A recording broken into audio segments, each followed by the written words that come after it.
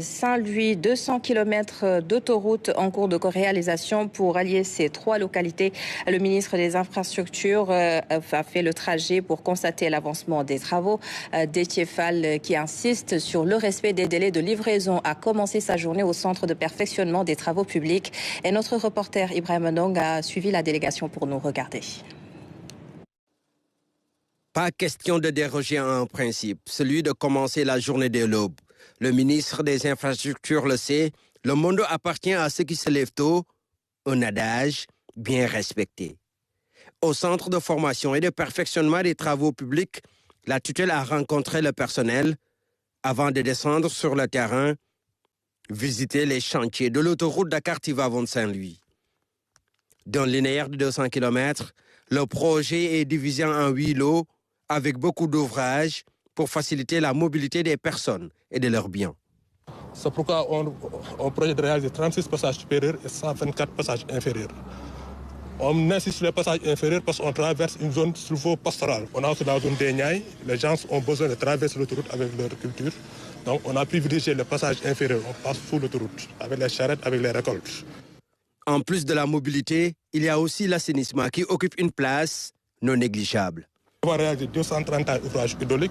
Aujourd'hui, tout le monde parle de changement climatique, de dérèglement climatique. Donc cet aspect-là a été bien pris en compte dans ce projet. Donc là, on a pris vraiment des outils très sérieux sur le plan hydraulique pour avoir des ouvrages qui travaillent normalement. En plus de cet assessment transversal, on a 400 km d'assessement longitudinal. Là, on évite que toutes les eaux qui sortent de l'autoroute, qu'on puisse les collecter et les mettre dans les exutoires. La libération des emprises a nécessité un déplacement massif. Des milliers de personnes ont été impactées. Le projet avait prévu un budget de 15 milliards de francs CFA pour l'indemnisation de toutes ces personnes-là.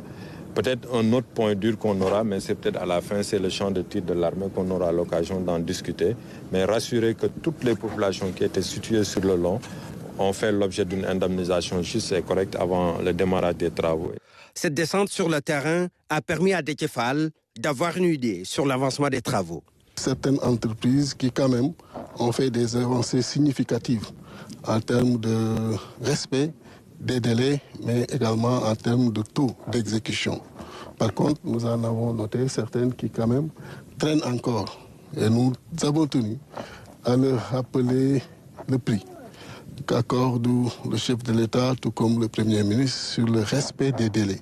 Parce qu'il est inconcevable que les Sénégalais se mobilisent pour constituer le budget de l'État et qu'une partie soit mise à leur disposition et à leur niveau sur le terrain, qu'ils ne fassent pas correctement ce qui est prévu dans le contrat. Dakar-Tivavone-Saint-Louis, un projet à fort impact social. Saluer quand même l'enveloppe de 7 milliards qui a été mobilisée pour accompagner les populations dans les zones traversées par l'autoroute. Et j'ai vu la même chose quand j'ai été à Kaffrine et ailleurs dans les autres zones que j'ai visitées. Il y a des salles de classe qui sont construites, il y a des postes de santé qui sont construits et beaucoup d'autres aménagements connexes à saluer parce que nous sommes là pour les populations et quand un projet d'une telle envergure les traverse, si nous notons certaines difficultés sur lesquelles nous pouvons les accompagner, donc c'est toujours à faire et donc saluer tous ces aménagements connexes. Une forte main-d'œuvre participe à la réalisation du projet. Plus de 4500 emplois sont créés. À terme, 2 heures seulement suffiront pour rallier Saint-Louis, la ville